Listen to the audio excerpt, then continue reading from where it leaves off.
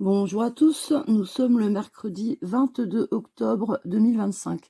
Aujourd'hui, j'avais envie d'aborder la problématique de l'euthanasie ou du suicide assisté en France en 2025, puisque comme vous le savez, cette semaine, lundi, est repassé par le Sénat un peu, hein, le texte sur la fin de vie qui avait été adopté en mai dernier par l'Assemblée nationale.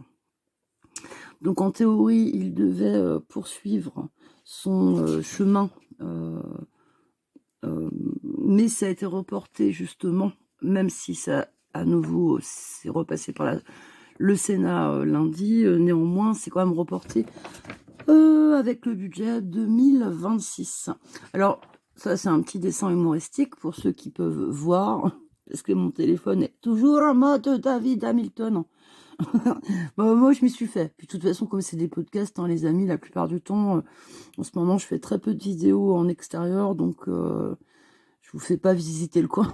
Donc, walou. Donc, alors, c'est un dessin humoristique qui se penche sur les racines grecques du terme euthanasie.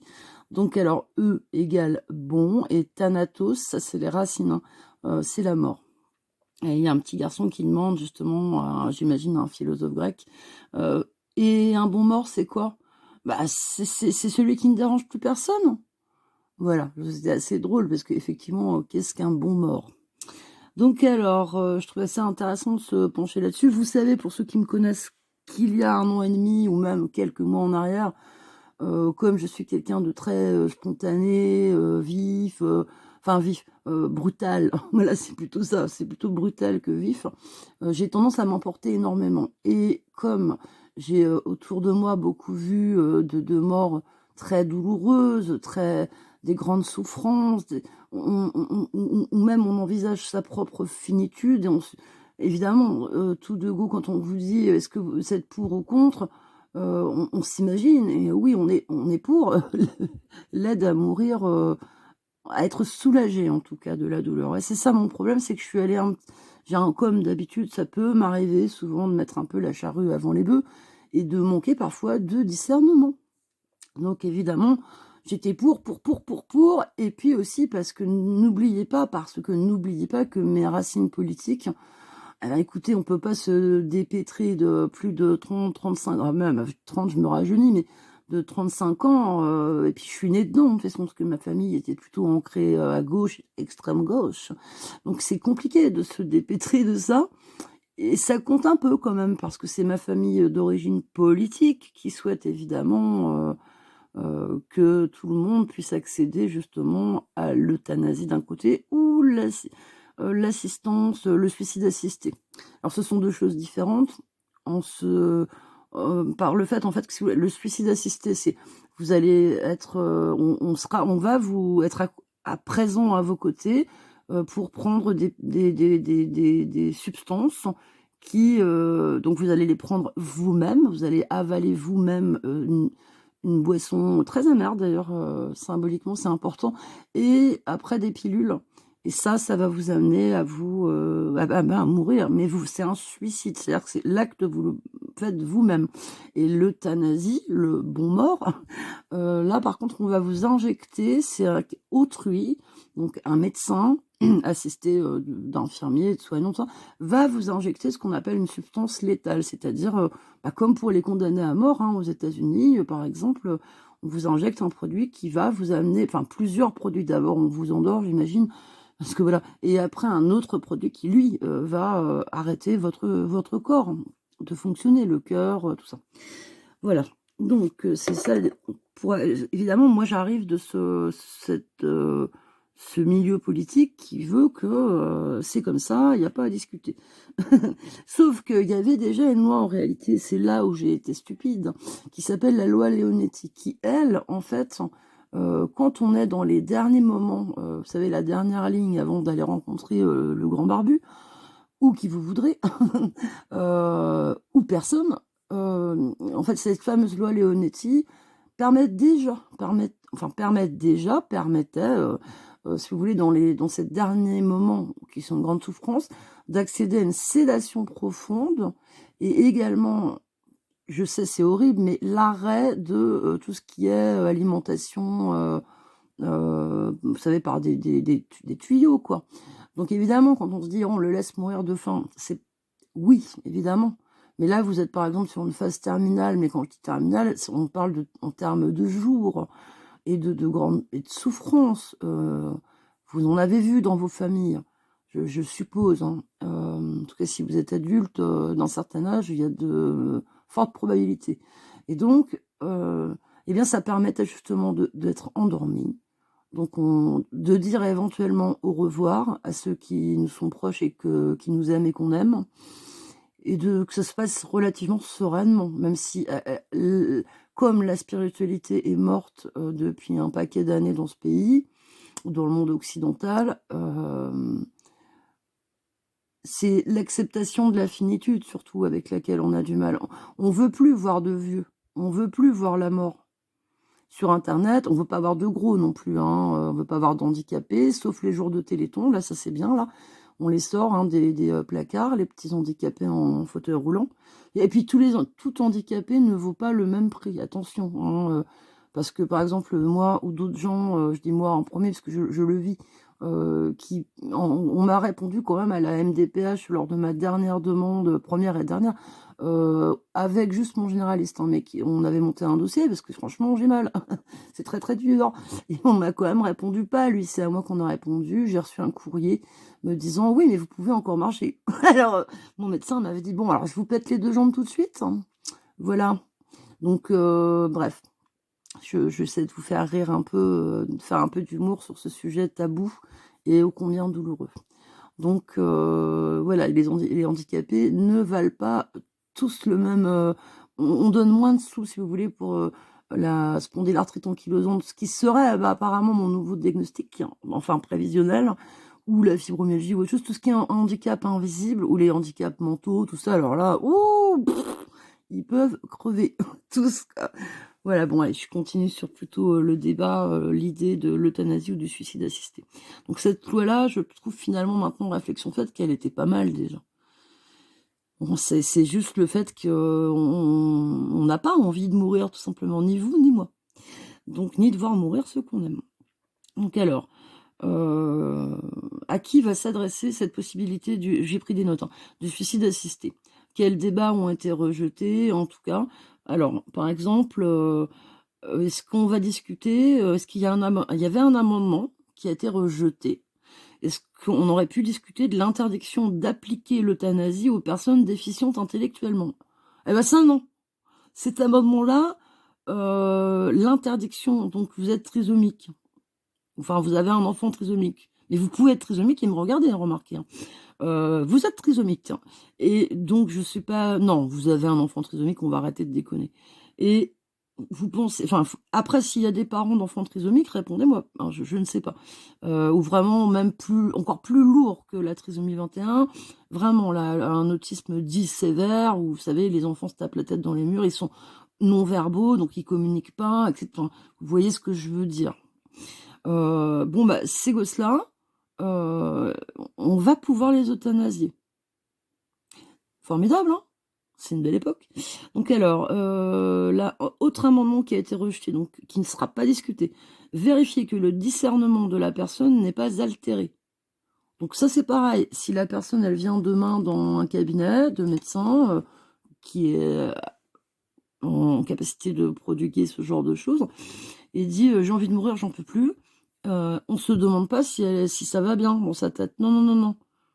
Non, non, voilà. Son discernement altéré, non, non, non, elle va bien, tout va bien. Alors qu'on sait que quand on a une pulsion de mort comme ça, un désir de mourir, c'est quand même que quelque part, il y a des choses qui vont pas. Alors peut-être prendre le temps d'en discuter avec le patient, mais ça aussi, c'est interdit.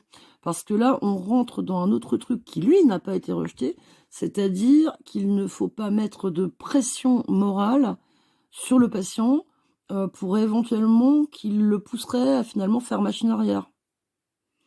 Donc en fait, on retire toute possibilité au médecin de soigner ou aux autres soignants, parce que le médecin, il a encore la clause morale, dire, «Moi je le ferai pas». Par contre, infirmiers, machin, machin, eux, ce ne sont que des exécutants. La clause morale ne rentre pas en ligne de compte pour eux. ils ne peuvent pas se dédouaner de ce que le médecin va leur demander de faire. Donc ça, c'est aussi prendre ces gens-là pour vraiment en tout cas les mépriser, hein. Alors que ce sont eux qui sont en contact des patients, la majeure partie du temps. Faut-il le rappeler? Donc, en gros, saisir un psychiatre, autre amendement rejeté, donc il ne sera pas discuté. Saisir un psychiatre si le médecin a un doute sur le caractère libre et éclairé de la demande. Alors, pour faire gros, mamie arrive avec un pistolet dans le dos, entre guillemets, hein, c'est une image, parce que ça serait quand même bien, mamie, qu'on se soulage de tes douleurs, parce que derrière l'héritage, comme ça, tu vois.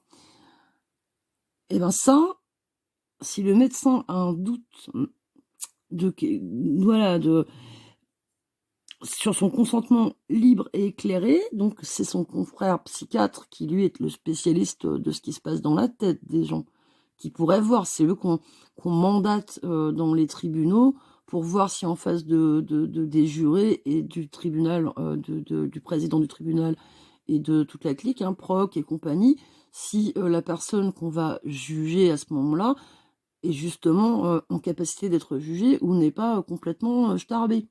Donc c'est quand même des spécialistes de l'esprit humain. Et ben là, non. On ne pourra pas faire appel, les médecins ne pourront pas faire appel à un confrère spécialiste de ce qui se passe dans la tête de la personne en face.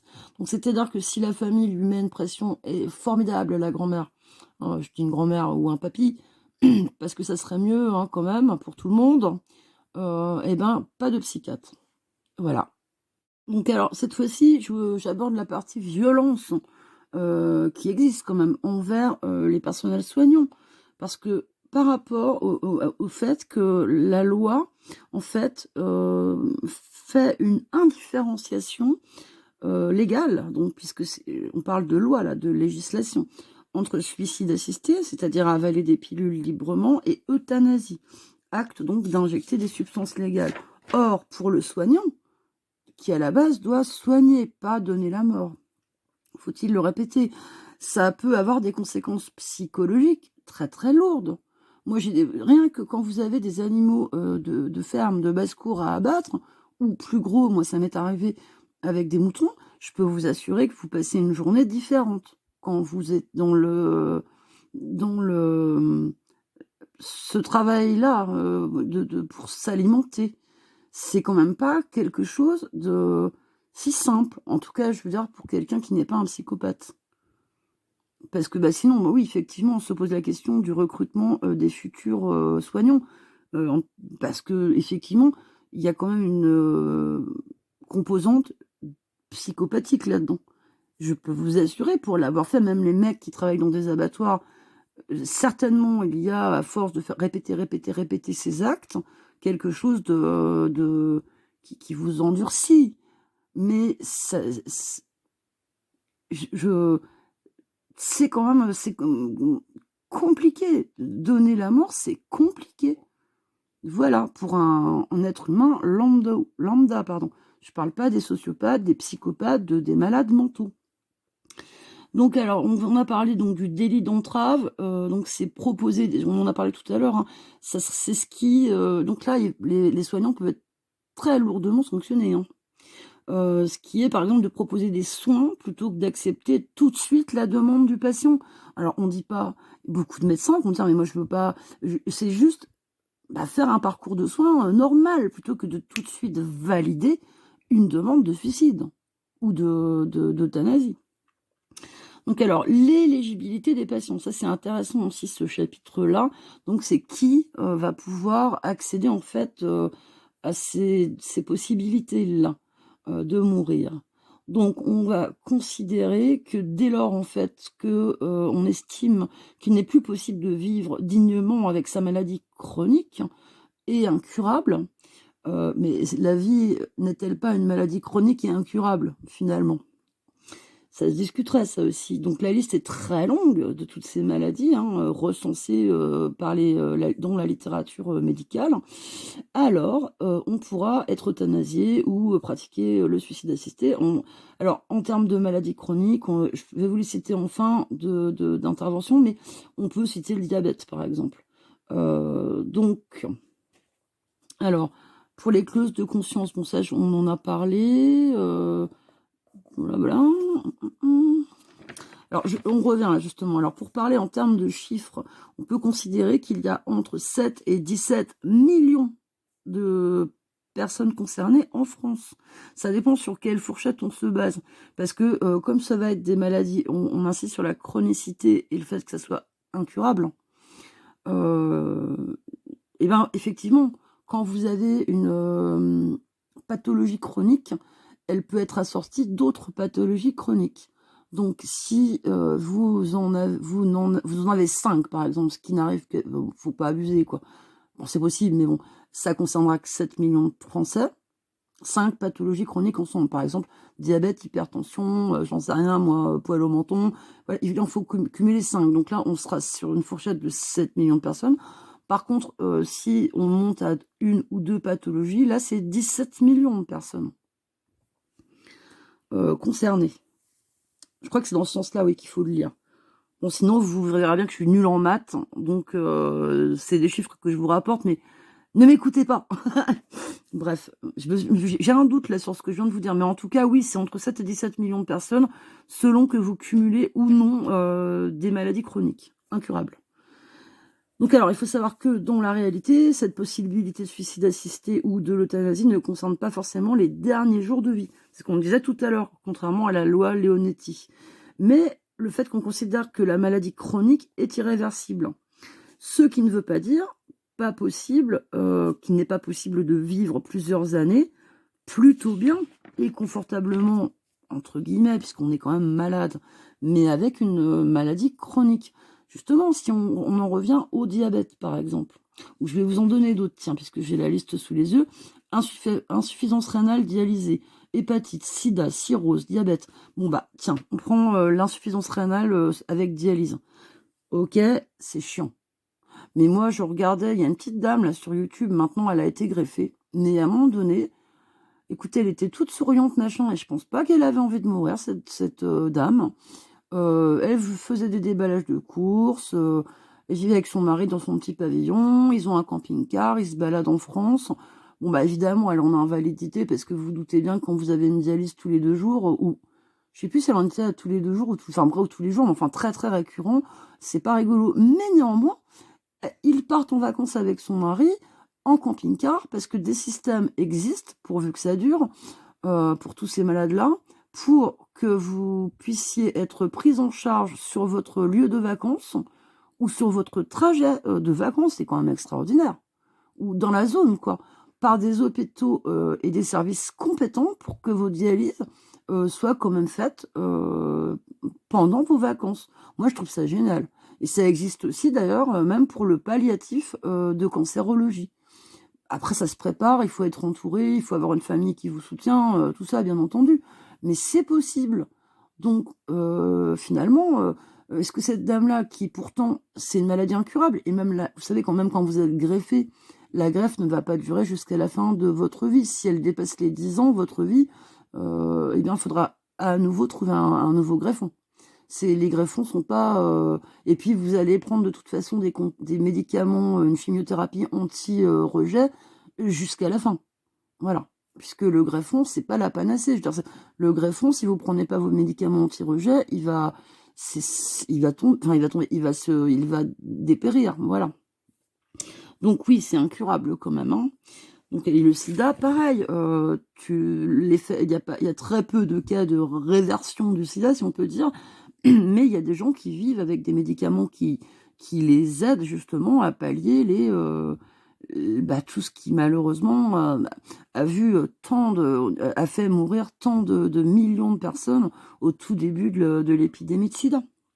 Donc voilà. Donc ce qui est plutôt interrogeant aussi, c'est que, alors ça c'est vrai que ça pourrait prêter à sourire quand même, c'est que ce sont les mêmes qui fêtent, c'est mon milieu politique de base, à l'origine, qui fêtent l'abolition de la peine de mort dans le domaine judiciaire, qui sont favorables à cette même peine de mort dès lors qu'elle serait donnée sous prétexte de soulager la personne qui souffre. On veut, je pense, faire l'économie du soin, du temps qu'il faut passer auprès des patients en fin de vie, d'abord, et des malades chroniques, et pour les malades chroniques également. Donc, c'est prendre le temps d'accompagner un patient, prendre le temps d'écouter sa souffrance, prendre le temps de la soulager, de trouver, avec le tableau clinique, quelles sont les chimiothérapies. Alors chimiothérapie, c'est le fait de prendre un médicament, on s'emballe pas, hein, c'est tout bêtement ça, hein. Mais comme les gens, on a l'habitude tous d'entendre parler de chimiothérapie uniquement dans le cadre de l'oncologie, donc du cancer.